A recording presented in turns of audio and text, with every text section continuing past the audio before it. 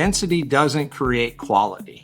Quality is built by the entire project being designed in the right way that allows everybody to experience everything that goes on in that project. And that can be whether they live there, whether they work there, whether they want to come to the parks there, whether there's events there, there's festivals there. That's the way you make a quality project. That's the voice of Clark Davis, president and CEO of real estate firm Highland Resources, who's creating a new mixed-use waterfront district in Charleston, South Carolina called Magnolia Landing.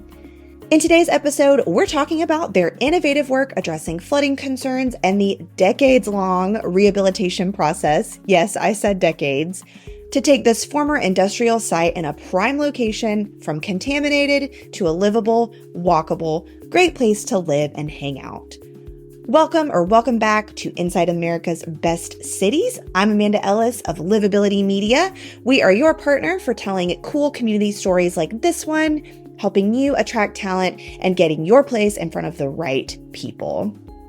You may want to check out our just released Best Places to Live in 2026, linked up in the show notes, which happens to feature Charleston as one of the best places to live in America.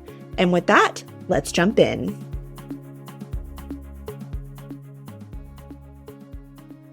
Welcome, Clark, to Inside America's Best Cities. We're super excited to talk with you. Thank you. Thanks for having me.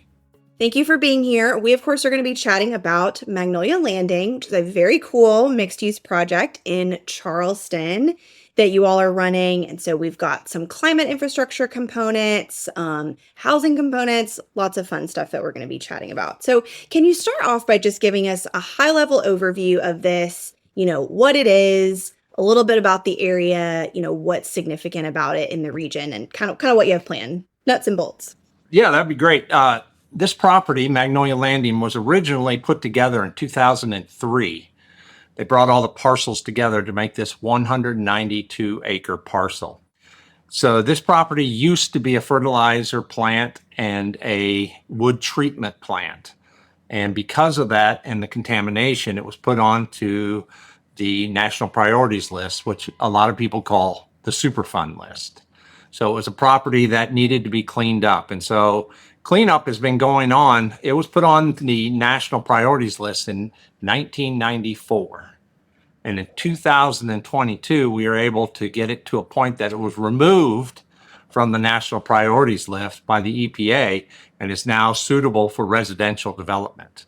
And so a lot of work has gone into it. What are we going to build? It's a big mixed-use project, probably a value of excess of $2.5 billion in the end, but it's going to be a mixed-use project in all senses. We're going to have, we're entitled to do 4,000 multifamily units, 1.1 million square feet of office, 200,000 square feet of retail, and 1,050 hotel keys.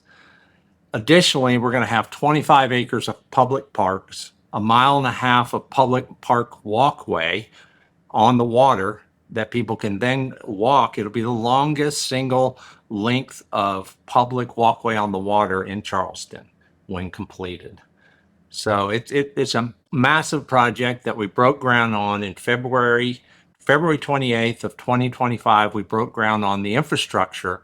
So we're doing the first infrastructure on the project. And how I say it just in the easiest way, and that is we're putting in about 2/3 of the site's infrastructure under phase one.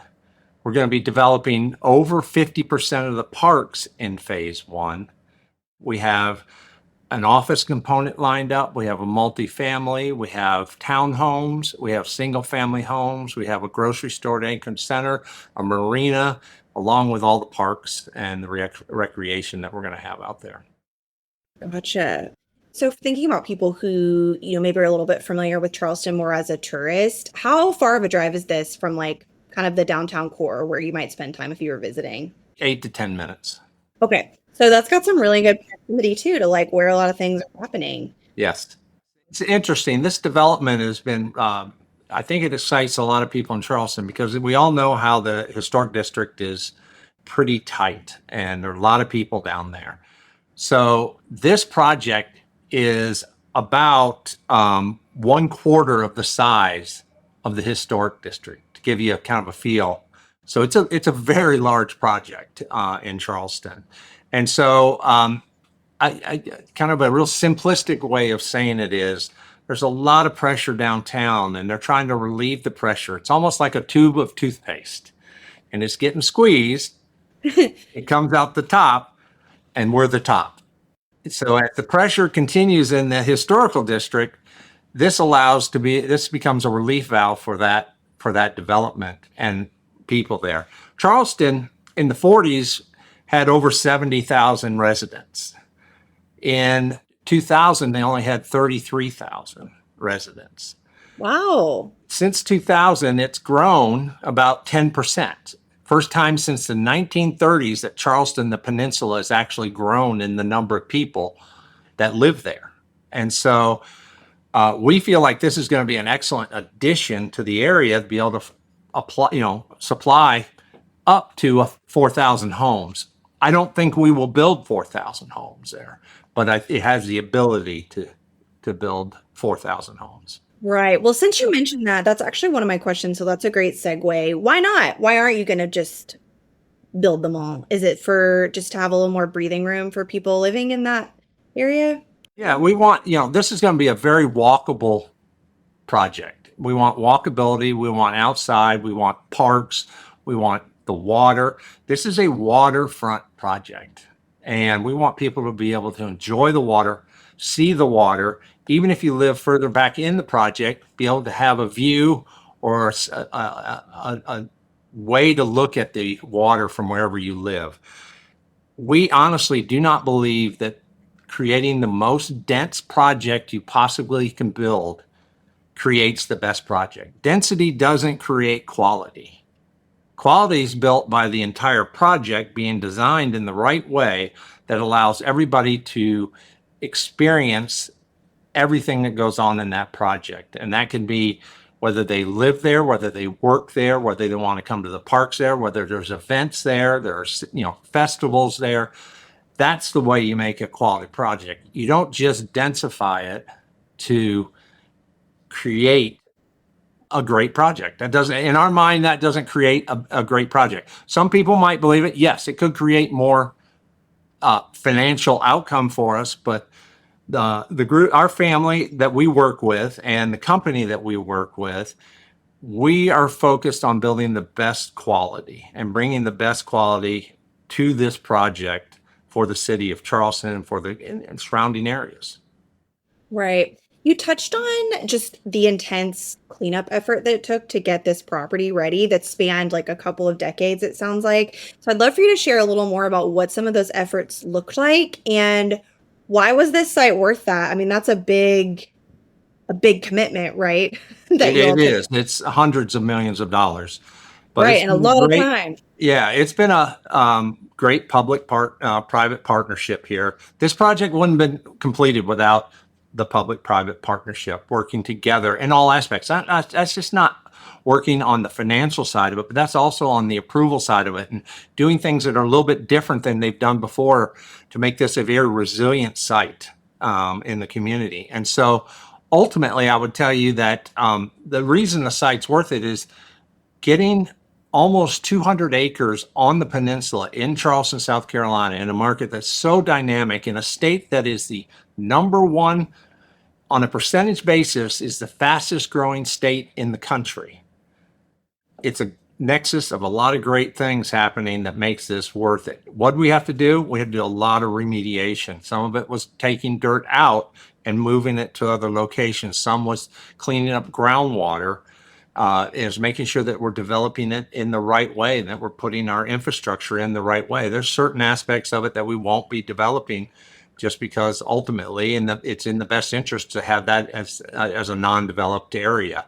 And so what we're doing is we've done work through the EPA and created a whole system to clean up the property, but also how to manage it going forward. And part of that is we put a demarcation fabric over the entire, there's about 46 acres that had the worst environmental.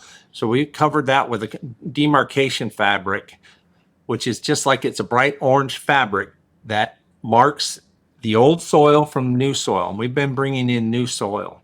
We've brought in over 250,000 cubic yards. To give you reference on that, that's 15,000 dump truck trips.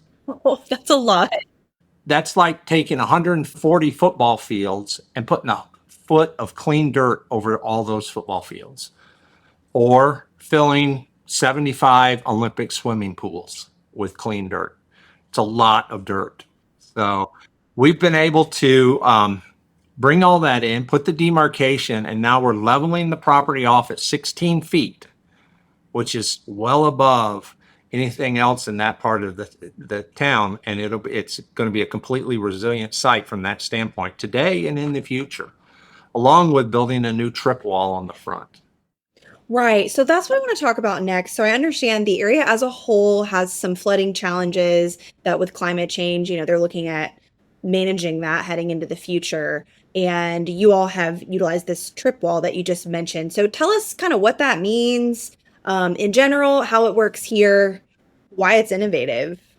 Yeah, the trip wall, the trip wall is built out on what we call the point, which is out by the water. This property really is about the water and the view and being a part of the water. It's not the other connectivity. It's not the highway connection or anything. It's all about the water and building stuff that magnifies and enhances the ability to participate in water activities. By doing that, what we've done is we've taken the point property, which is out by the water, and we've built a trip wall. It's over a 2,000-foot underground wall. Very expensive wall that we buried under dirt. So you don't even see it.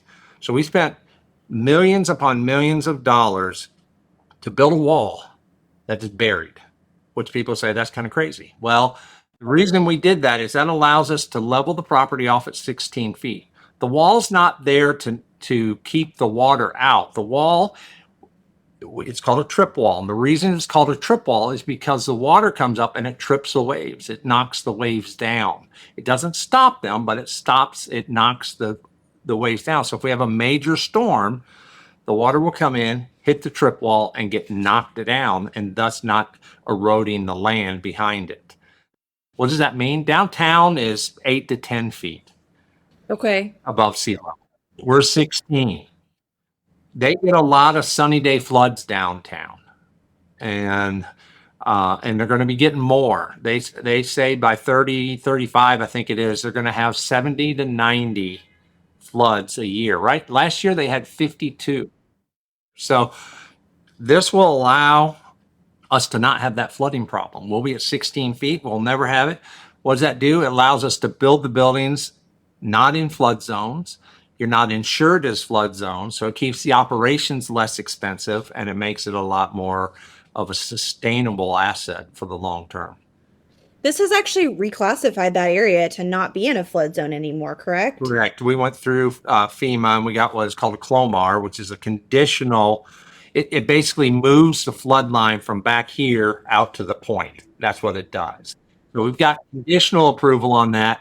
We've built the wall, and we're in for final approval, which we anticipate getting by the end of the year. Right. Well, that's big. I mean, especially right now when we're seeing insurance premiums, even for people that don't live in a formally identified risky area at the moment, those costs really going up. So I feel like that was a good move in terms of getting people bought in there. Yeah, I think it's going to be great. I think it's going to be great, and it makes it, it's, as we call it, it's a tabletop. So it's like a flat tabletop that you're developing on now. We won't be building underground garages. All garages and all parking will be above ground. Nothing will be built underground. If it's a necessity for a development, like you have an elevator tower that has to go down into the ground a little bit, yes, you can do that. But we're not building underground otherwise. So everything will be built at this tabletop level. Interesting. Yeah, I imagine you wouldn't want to dig down into all that nice dirt you spent all that Yeah, time getting no, sold. no, we don't need to. Don't need to. So, You're like, we're good on that. That's funny. So we talked a little bit already about the housing and sort of the range that that will be like from townhomes going on up. Will there also be a solid pricing range, including, maybe some more affordable options for first-time buyers or, people coming from kind of across the income spectrum? yes, we will. We'll have from every spectrum of buyer. We'll have the multifamily apartments, which will include affordable and workforce housing. We'll have single family residential, and we'll have townhomes. We're looking at condominiums also as a possible development out there. And so our first phase will create about 1,000 homes. And as it relates to affordable or workforce housing, our goal is to have over 400 new units added to the supply in the area. So we're excited about that. We think having that diversity and that mix creates a much better mixed use community. And so we believe that this is the right route, and we're fully supportive of that, and want to make sure that we can offer that for we can offer an opportunity for everybody. Yeah, I really appreciated what you were saying earlier about the density. As someone that's been looking at some townhomes as a potential buyer myself here in our community, just seeing how neighborhoods handle that's really interesting. Like, are they trying to create a sense of quiet and like a little bit of privacy, even though it's a townhome, or is it like we're gonna cram as many of these things, in And here as will yeah. fit, and hope you guys get along. Yeah, no, again, we just don't believe in that. That's just not that doesn't build a community. Just because you have more people, that doesn't create a community. Community is built otherwise. It's almost built in spite of the number of people that you put in there. So um, we'd rather build something that really truly feels like a community, has community aspects to it, versus just trying to cram as many units as possible. Right. I read in some of the news I was reading up on this to prep for this interview that part of this work ended up including a cemetery restoration nearby to the site. Can you tell us about that? Yeah, there's a cemetery that's right next to us, and it's an African American cemetery named Monrovia, and um, unfortunately, they became victims of not having enough cash. How they got there, I don't know, but they got to the point they didn't have enough cash to take care of it. So people that had family members buried there were trying to take care of it, but it was very difficult, and it was very overgrown and not taken care of, not due to lack of desire, but just lack of having the people to be able to do it. And so we contacted them and asked, because we really do feel like, we're neighbors to a lot of people, to the cemetery, to neighborhoods around us. We're talking to about 9 neighborhoods at any one time, telling them what we're doing and how we're doing it. But one of our main neighbors was a cemetery that was in disrepair. And we passed by it. And I just said, look, we need to do something to help. And to me, we're part of this community and we need to help with this community. And so we contacted them and asked what we could do. And we're based in Texas, in Houston, Texas, and we brought in a lot of our employees, flew them in, and we all went to work cleaning up the cemetery. And we cleaned up the trash and everything that was around. And then we have our landscaping group come in and completely re-landscape it, take down, mow it, take care of it, and it's on a landscaping schedule now. We Awesome. additionally traded a piece of property with them and gave them an additional acre so they can start selling lots at that additional acreage, and hopefully create a fund by selling those to help maintain it in the future. We've made a multi-year commitment to help them continue on with maintaining it. Additionally, a lot of their fencing and their trees were out of control and everything. So we trimmed back the trees. They wanted to trim back some more, so we did at their request. And then what we did is we replaced all the front fencing with nice new fencing and a new entrance gate and a new entrance, a brick entrance, to make it feel like it's what it should be, which is a really unique and cool aspect of where we have our project. Yeah, and historic too, maybe depending on how far The, it the goes back. interesting thing is, I guess a lot of people heard about that. So I've been getting a lot of calls from cemeteries asking if we'd like to take them over or get into the cemetery business. And I'm like, no, no, no, we don't know anything about cemeteries. And we don't know what we're doing. We can help clean, but that's it. Right. But the thing that they didn't, and I believe this is that, we should all help our neighbors. And so they asked, could you come help us? And I said, look, my goal would be, I hope that we can inspire other companies to help their neighbors and help out with the need that was there. And we just saw a need, so we took it and we said, we're going to fix it. So that's what we did. And this has a lot of beauty to it that would just needed to be uncovered, and we were able to do that. Yeah, that's really lovely and sounds like a really cool element to this. And was probably really appreciated by, people that have a family member there and just to get some support in that way. I also read that, so you've done, not only these extensive, cleaning efforts with experts over a long, long time, but there's also been some community-led cleanup efforts here. What have those looked like? Yeah, well, we've been able to, through the community and different associations, have different events out there that we'd also have them come out and basically they would come out, and there's different groups out there that will help you and work with it, and they will clean certain aspects of the project. It's what they like doing and want to be involved in, and we want them involved. And so it's a way to get the community involved in our site and us to be involved with the community. To me, the best thing we can do is ingratiate ourselves and be a part of the community that we're in. We're in the Charleston community. It's a great community, wonderful people, wonderful community. And just having these different groups come out and work with us and work on we've been working in a lot of the marsh area, cleaning that up and cleaning the marsh areas up. And that's just been great. It's been a great thing for us. I think it's helped them. And we're just excited to have them be a part of our project. It sounds like you've gotten a lot of positive support and built a lot of positive reputation in the community around this. So I'd love to hear more about what about this project has gotten people really excited locally, and alternatively, like, have there been concerns that have come up, as I feel like there always are with any type of new Yep. development, especially with such a large area that it sounds like has just sort of been there not doing anything for a while. Yeah. Once the warehouses were torn down, nothing's been going on there really. But yeah, no, it's, anytime you build a project, there's a lot of positives. So we talk to 9 communities around us, all the neighborhoods, all the way from on the peninsula to across the Ashley River to the neighborhoods across from us in West Ashley.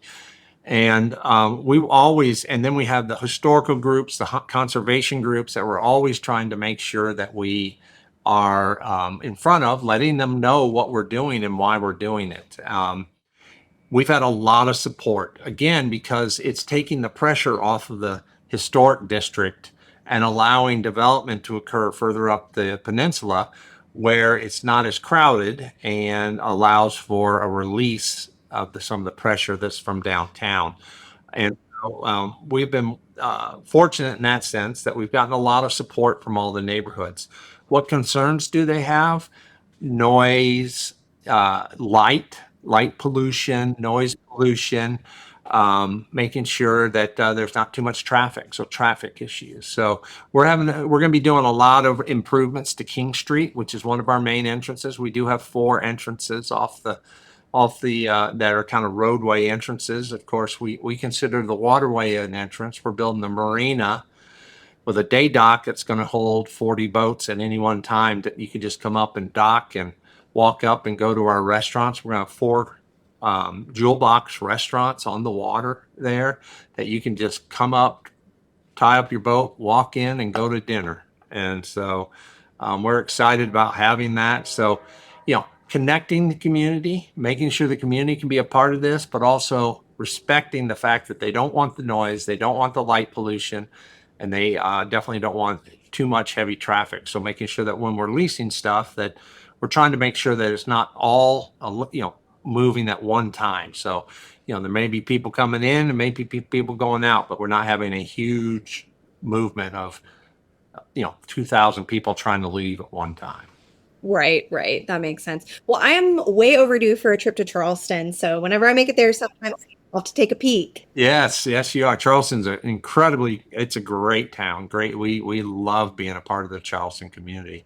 Plan on being a part of the Charleston community for a long time, as evidenced by buying, as we discussed earlier, we bought another large parcel. So Right, right. Well, that's a great segue to kind of my final question. So at Livability, we do a data-driven list every year that's our top 100 best places to live.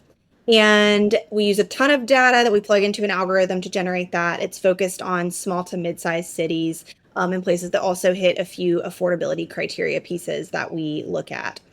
Charleston's been a fixture on that for a while. What are your thoughts on that? How do you feel like Magnolia Landing's going to continue that legacy? well, I think it's going to be an area can be that can service all communities. You know, it's not just Charleston. There's West Ashley, there's Mount Pleasant, there's Daniel Island, there's North Charleston, there's Somerville, even further. So we're kind of in the middle, and we'll be able to service all those with an area that you can actually really experience everything that's great about Charleston: the outdoors, the water, the community, the parks, the festivals, great restaurants, a place to live, a place to work, and a place to have fun. So we can hit everything that Charleston encompasses and have it part of Magnolia Landing. Additionally, we're bringing in the best architects in the world to help do the architecture here and make sure that it doesn't look like Charleston architecture. It doesn't need to look like downtown historic, but it needs to be a sister. It needs to feel like it's a part of Charleston, but yet it doesn't need to feel like it's the historical part of Charleston. And so what we want to do is build the best in quality that everybody has a chance to be a part of, whether that is workforce and affordable housing to somebody that has a lot of wealth and wants a major home. So, uh, Right, right. so it's going to hopefully appeal to everybody, and to me that's what Charleston is. It's the ability to appeal to a lot of different people, both young and old, through a lot of different activities and festivals. Yeah, I mean, it seems like they're really hitting the mark on that. I guess my final question, a lot of our listeners are in the economic development space. If they're listening to this and they're like, man, I would love a group like yours to pull off something cool in my community, like what steps should they be taking to help make that We're happen? more than welcome to reach out to us. I mean, we are looking at expansions. Like I said, we just bought another huge project in Charleston area, and we're going to be working on that. Doesn't have to be in Charleston, but we're looking at. We love these major difficult developments. We are a private, family-owned business. And because of that, it gives us a lot of flexibility to do things that other major companies may not be able to do if they're chasing a quarterly or annual earnings. What we're looking to do is we're trying to create impactful projects that really make a difference in a community and something that actually we can be proud to put our name on and say that we were a part of creating this for the community. So, yeah, absolutely. Reach out to us, and we're based in Houston, and we'd love to talk to you and see what opportunities are out there. Good stuff. What's your favorite thing to do in Charleston? Like if someone's never been, maybe like an off the beaten path. I just love to explore. I love to explore the historical parts of downtown. There's so much history in Charleston that is just incredible history. You've got the cemeteries where I think it's 11 signers of the Constitution are buried. These churches are just beautiful facilities and buildings and structures. And just walking around and just being a part of the downtown and going down historic King Street, which has every store and every shop you'd ever want in the world to be there. And so it's a major part of the area is going through King Street. You can go over to College of Charleston and see College of Charleston. You can go to the Citadel, which is an incredible military institute that just is it's something to stand on that campus and see those students walking around in their uniforms and all that. So there's a ton to do, and then you just go off the island. You can go out to the battery and see where the first cannon was fired, and you can go out over to Mount Pleasant and go to Old Town Mount Pleasant. I mean, you can spend a week there and never get tired. It's definitely a beautiful area. Well, thank you so much, Clark, for sharing some of what you're doing. It sounds like it's going to be really cool. And I think our listeners will really enjoy the case study. Well, thanks. Thanks for having me, and look forward to talking to you again.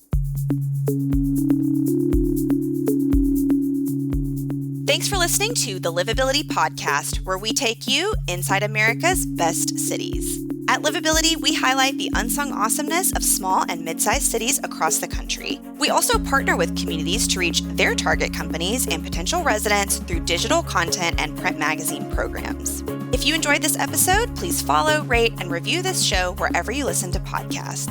You can also learn more about us at livabilitymedia.com. Have an idea for an upcoming episode? Email me at aellis@livability.com.